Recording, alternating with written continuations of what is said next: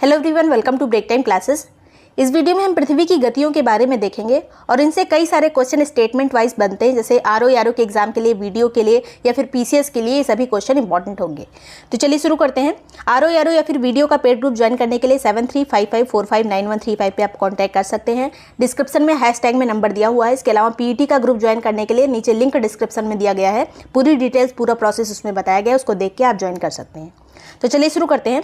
सबसे पहले पृथ्वी की गतियों के प्रकार कितने होते हैं? तो दो तरह की पृथ्वी की गतियां होती हैं और इसी में कन्फ्यूजन होता है, तो दोनों तरह की यहाँ पे गतियां देखेंगे और इनसे क्या क्या इनका प्रभाव पड़ता है हमारी पृथ्वी पर, वो भी देखेंगे।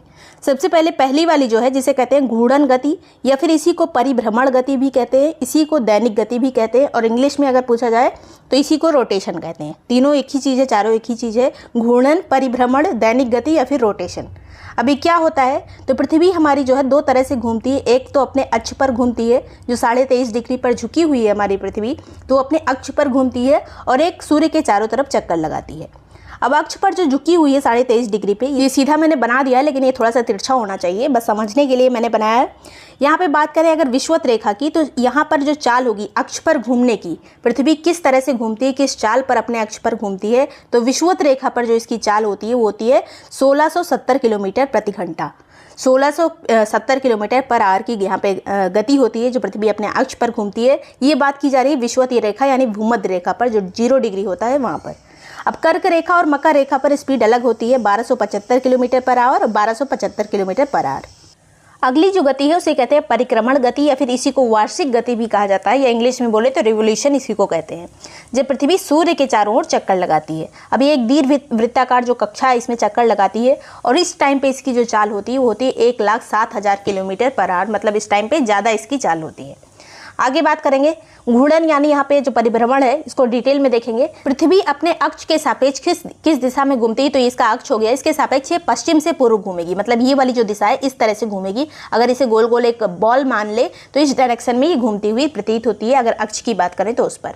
अगर पृथ्वी से हम किसी दूसरे ग्रह को, जैसे चंद्रमा वगैरह को, उपग्रह को किसी देखें या किसी दूसरे पिंड को देखें, तो हमें दिखाई देगा कि वो पूर्व से पश्चिम की ओर घूम रहा है, तो ये बस अपने रोटेशन के कारण ऐसा दिखाई देता है। आगे बात करेंगे घूर्णन की चाल कितनी होती है, जो भी हमने देखा, तो 1670 किलोमीटर पर आवर इसकी चाल होती है। और ये जो घूर्णन वाला टाइम पीरियड होता है, कितने समय में अपने अक्ष पर एक बार घूम जाती है पृथ्वी, तो ये है 23 घंटे 56 मिनट 4 सेकंड, लगभग 24 घंटे, इसीलिए एक दिन रात इसी तरह से होता है। 23 घंटे 56 मिनट 4 सेकंड, ये पूरा इसी तरह से याद रखिएगा, मिनट सेकंड वगैरह। और हवाओं के साथ भी यही है, उत्तरी गोलार्ध में हवाएं जो है अपने दाईं ओर मुड़ जाती है, दक्षिणी गोलार्ध में अपने बाईं ओर मुड़ जाती हैं। आगे बात करेंगे इसी घूर्णन के कारण ज्वार भाटा भी आते हैं, तरंगों की अपनी दिशा बदलती है। ज्वार भाटा किस तरह से आते हैं हम ज्वार भाटा वाले सेक्शन में देखेंगे, क्योंकि ये कई चीज़ों से प्रभावित होता है। सूर्य चंद्रमा की जो एक आकर्षण शक्ति होती है उससे प्रभावित होता है, पृथ्वी की जो गुरुत्वाकर्षण शक्ति होती है, ये पृथ्वी जो अपने अक्ष पर घूमती है उससे एक अपकेंद्रीय बल उत्पन्न होता है, जिससे ये ज्वार भाटा आते हैं। तो अपकेंद्रीय बल याद रखिएगा, अभिकेंद्रीय बल से इसका कोई संबंध नहीं है। आगे बात करेंगे अपकेंद्रीय बल वो होता है जो बाहर की तरफ खींचता है। अगर कोई गोल गोल चीज़ है ऐसे घूम रही है अपने अक्ष पर, तो बाहर की तरफ एक बल लगता है, उसे कहते हैं अपकेंद्रीय बल। जो अंदर की तरफ बल लगता है उसे कहते हैं अभिकेंद्रीय बल। अब परिक्रमण यानी रिवोल्यूशन क्या होता है, तो पृथ्वी सूर्य के चारों ओर वृत्ताकार गति से चक्कर लगाती है। इस टाइम पे इसकी चाल कितनी होती है, तो 1,07,000 किलोमीटर पर आवर इसकी चाल होती है। और कितने टाइम पे ये एक अपना चक्कर सूर्य के चारों ओर पूरा करती है पृथ्वी, तो 365 दिन 5 घंटे 48 मिनट 46 सेकंड। अब ये 5 घंटे 48 मिनट 46 सेकंड, अगर इसको मान ले कि 6 घंटा है ये, तो 4 साल में 6 चौक 24 हो जाता है, पूरा एक दिन और ऐड हो जाता है, इसलिए लीप ईयर में 366 दिन होते हैं। हर 4 साल बाद फरवरी में एक दिन ऐड हो जाता है।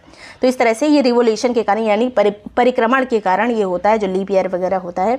आगे बात करेंगे इसका और क्या क्या प्रभाव पड़ता है, तो इसी वजह से दिन रात का छोटा बड़ा होना होता है। जैसे कि अगर हम बात करें, अगर हमारे कर्क रेखा पर सूर्य सीधा चमकेगा तो हमारे यहाँ दिन बड़ा होगा, रातें छोटी होंगी। उसी तरह से मकर रेखा पर अगर चमकेगा तो वहाँ पे है दिन बड़ा होगा, रातें छोटी होंगी। ये विषुवत रेखा, यहाँ पे दिन रात बराबर होते हैं, तो ये परिक्रमण के कारण ही होता है।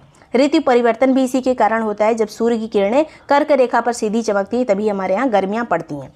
कर्क और मकर रेखाओं का निर्धारण भी इसी से होता है, क्योंकि सूर्य की किरणें इधर वाले पार्ट पे हमेशा तिरछी पड़ती हैं, इधर नहीं जाती हैं, यही इसका लास्ट पॉइंट है।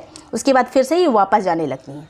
यहाँ पे पृथ्वी के रोटेशन की, पृथ्वी के परिक्रमण की बात हो रही है, सूर्य के नहीं। बस पृथ्वी का जो पार्ट सूर्य के सामने आ जाता है वही ज़्यादा चमकने लगता है, वहीं पर ज़्यादा गर्मी पड़ने लगती है।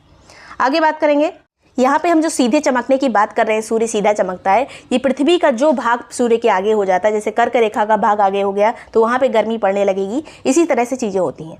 आगे बात करेंगे विषुव, जो विषुव वाला टाइम होता है अभी देखेंगे इसमें। उपसौर और अपसौर ये सभी चीज़ें जो परिक्रमण के कारण ही होती है, जो पृथ्वी सूर्य के चारों ओर चक्कर लगाती है। ध्रुवों पर जो 6 माह का दिन और 6 माह की रात होती है वो भी इसी कारण होती है, परिक्रमण के कारण, जो पृथ्वी सूर्य का चक्कर लगाती है। अब यहाँ पे देख लेते हैं ये क्या है विषुव वगैरह। तो ये सूर्य है, सूर्य की किरणें जब यहाँ पे सीधी पड़ेंगी मकर रेखा पर, तो यहाँ पे कर्क रेखा पर जहाँ हम स्थित हैं 22 दिसंबर का टाइम होगा और यहाँ पर शीत अयनांत होगा, मतलब शीत ऋतु होगी। दिन जो है सबसे छोटा होगा, रातें सबसे बड़ी होंगी। उसी तरह से 21 जून की बात करें तो यहाँ पे ग्रीष्म अयनांत होगा, बहुत गर्मी होगी 21 जून को और दिन सबसे बड़ा होगा। उसी तरह से बीच में यहाँ पे 21 मार्च की बात करें तो यहाँ पे विषुवत रेखा पर सूर्य सीधा चमकेगा, न कर्क पे न मकर पे। तो हमारे यहाँ जो है दिन रात बराबर होगा 21 मार्च को, इसी को विषुव कहा जाता है। इस टाइम पे भी न सूर्य कर्क रेखा पर चमकेगा न तो मकर रेखा पर चमकेगा। ये वाला कॉन्सेप्ट मैंने पिछले वीडियो में आपको बताया था, जलवायु वाले सेक्शन में ये देखा था। अब अपसौर कब होता है? तो अपसौर होता है 4 जुलाई को। इस टाइम पे सूर्य से पृथ्वी की दूरी अधिकतम होती है 152 मिलियन किलोमीटर होती है, तो ये हो गया अपसौर। और 4 जुलाई के दिन ये होता है। तो जिस टाइम पे सूर्य जो है सबसे दूर है हमारे, उस टाइम पे हमारे यहाँ गर्मी क्यों पड़ती है? क्योंकि इस टाइम पे जो है 4 जुलाई वाले टाइम पे सूर्य हमारा कहाँ चमक रहा है? कर्क रेखा पर चमक रहा है और हम कर्क रेखा पर ही स्थित हैं, इसलिए हमारे यहाँ गर्मी होती है। सूर्य चाहे जितनी दूर हो हमसे, फिर भी यहाँ पे गर्मी होती है। लेकिन अगर बात करें उपसौर की, ये यहाँ पे जो है उपसौर, इस टाइम पे पृथ्वी जो है सूर्य के सबसे नज़दीक आ जाती है। तो 147 मिलियन किलोमीटर की बात करें तो यहाँ 147 मिलियन किलोमीटर पे आ जाती है, सबसे पास होती है हमारे। लेकिन हम कर्क रेखा पर स्थित हैं और ये 3 जनवरी का टाइम है। इस टाइम पे 3 जनवरी को सूर्य कहाँ चमक रहा है? हमारे यहाँ ठंडी पड़ रही है, मतलब मकर रेखा पर सूर्य सीधा चमक रहा है। और उस टाइम पे ऑस्ट्रेलिया वगैरह में जो मकर रेखा पर स्थित देश होंगे वहाँ पे बहुत ज़्यादा गर्मी होती है, क्योंकि सूर्य भी सीधा चमक रहा है मकर रेखा पर और यहाँ पे उपसौर भी हो गया है, सूर्य सबसे पास भी आ गया है। तो इस टाइम पे ऑस्ट्रेलिया में बहुत ज़्यादा गर्मी होती है। आगे बात करेंगे सूर्य ग्रहण कब होता है? जब, ये तो पता होगा आपको, जब सूर्य और पृथ्वी के बीच में चंद्रमा आ जाता है। और ये किस टाइम पे होता है, किस दिन होता है? तो अमावस्या के दिन होता है। हर अमावस्या को नहीं होता है, क्योंकि चंद्रमा भी अपने अक्ष पर थोड़ा झुका हुआ है, 5 डिग्री पर झुका हुआ है, इसके अक्ष तल झुके हुए हैं हर अमावस्या को, इसलिए ये नहीं होता है। अब यहाँ पे जब बीच में चंद्रमा आ जाएगा तो सूर्य का प्रकाश जो है पृथ्वी पर नहीं पड़ेगा और यहाँ पे सूर्य ग्रहण लग जाएगा। और ये जो सूर्य, चंद्रमा और पृथ्वी तीनों एक ही दिशा में, अगर एक ही रेखा में होते हैं तो इसे क्या कहते हैं? इसे कहते हैं युति। तो युति पूछ लिया जाता है, युति क्या है, वियुति क्या है? तो सूर्य, चंद्रमा और पृथ्वी तीनों एक ही रेखा में होंगे, यानी सूर्य ग्रहण के टाइम पे युति कहते हैं इसे। आगे बात करेंगे चंद्र ग्रहण क्या होता है, यानी लूनर एक्लिप्स क्या होता है? जब सूर्य और चंद्रमा के बीच में पृथ्वी आ जाती है तो पृथ्वी की छाया पड़ने लगती है चंद्रमा पर। ये पृथ्वी हो गई, ये चंद्रमा हो गया, तो पृथ्वी की छाया चंद्रमा पर पड़ने लगेगी, तो चंद्रमा पर सूर्य का प्रकाश नहीं पहुंचेगा और ये जो क्रिया है ये क्या कहलाती है? चंद्र ग्रहण कहलाती है। आगे बात करें, और ये जो तीनों एक ही सीध में हो जाते हैं, सूर्य, पृथ्वी और चंद्रमा, इसे क्या कहेंगे? इसे वियुति कहेंगे, जो चंद्र ग्रहण के टाइम पे होती है। सिजगी क्या है? तो सिजगी में सूर्य, चंद्रमा और पृथ्वी एक रेखीय होते हैं, चाहे वो सूर्य ग्रहण की बात करें चाहे चंद्र ग्रहण की। ये पूरी क्रिया क्या कहलाएगी? इसे कहते हैं सिजगी, जो तीनों एक सीध में आ जाते हैं।